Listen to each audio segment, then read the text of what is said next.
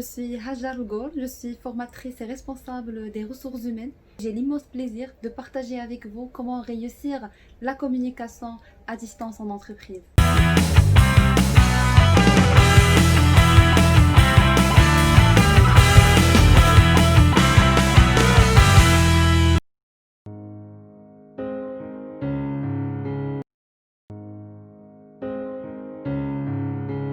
Les directions et les managers doivent placer l'écoute, le dialogue, le soutien et la bienveillance au cœur de leur pratique managériale.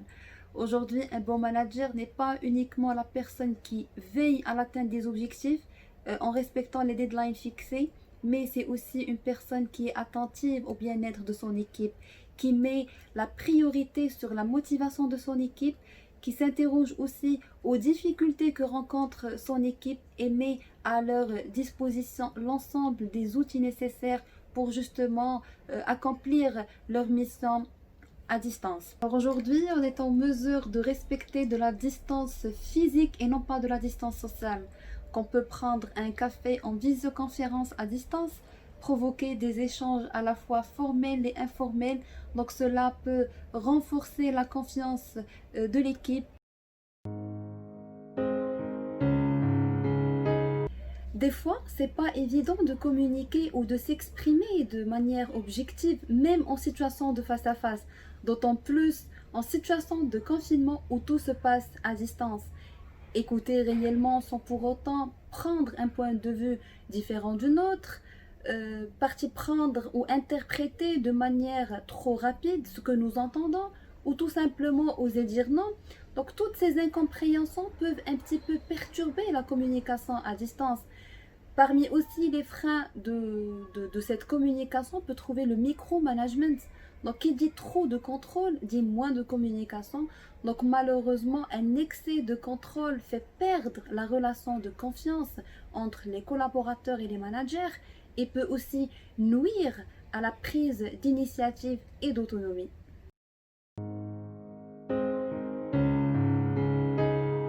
Il y a des managers qui se plaignent de l'incapacité de communiquer, comment y remédier. Qu'il faut accepter qu'il y a une immense angoisse aussi bien pour les managers que pour les collaborateurs. Être un bon manager n'est pas uniquement de s'inspirer des meilleures pratiques, mais aussi de prendre en compte cette situation particulière, d'où la nécessité de rassurer leur équipe, de les écouter, de les impliquer, de les accompagner, appliquer une politique transparente de partage de l'information, être aussi proactif dans le sens où on peut mettre en place des espaces virtuels où toute l'équipe peut parfaitement poser toutes les interrogations et apporter aussi des solutions.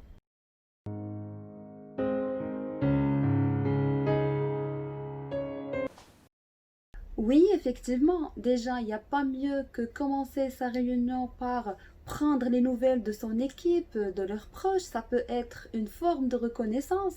Il faut savoir aussi qu'une réunion réussie est une réunion bien pensée, dans le sens où il faut préparer en amont un ordre du jour concis et clair, avec les objectifs prédéfinis, essayer de respecter le timing prévu et d'envoyer toute la documentation nécessaire.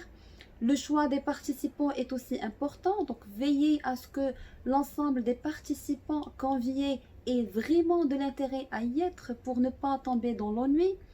Et essayez un petit peu vers la fin de diffuser un compte rendu schématisant l'ensemble des résultats et des décisions qui ont été prises lors de la réunion.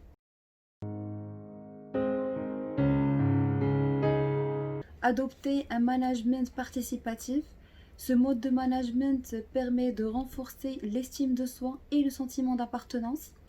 La liberté d'agir, donc trop de management tue le management.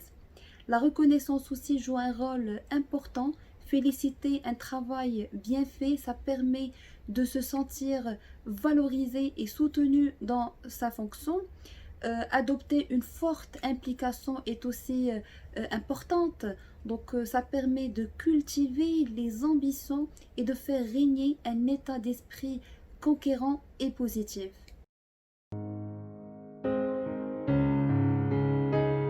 Pensez à les former à de nouvelles compétences, Des soft skills, notamment développer leur sens d'adaptation, peut aussi être une bonne idée. Les coacher à distance, être à l'écoute, écouter leurs peurs, écouter leurs doutes, les accompagner. Il ne faut pas laisser le salarié livré à lui-même et espérer maintenir un certain niveau d'efficacité. Faire preuve de bienveillance et de positivisme. Donc le manager joue un rôle de thermostat et donc les employés sont leur thermomètre. Et donc c'est au manager d'essayer de fixer un petit peu les températures.